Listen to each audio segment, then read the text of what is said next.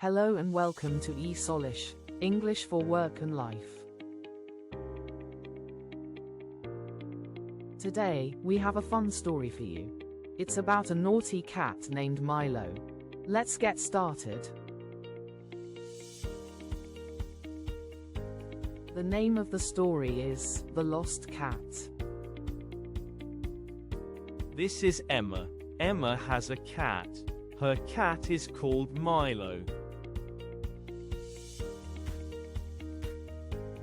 Emma wakes up.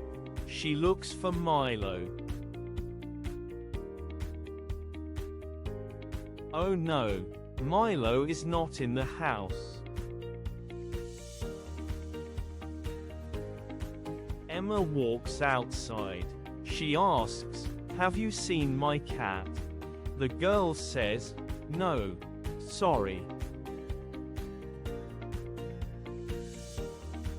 Emma walks to the park. She hears, meow, meow. She looks up. Milo is in a tree. Emma calls a boy with a ladder. The boy climbs up.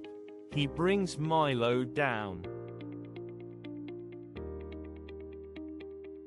Emma is happy. She hugs Milo.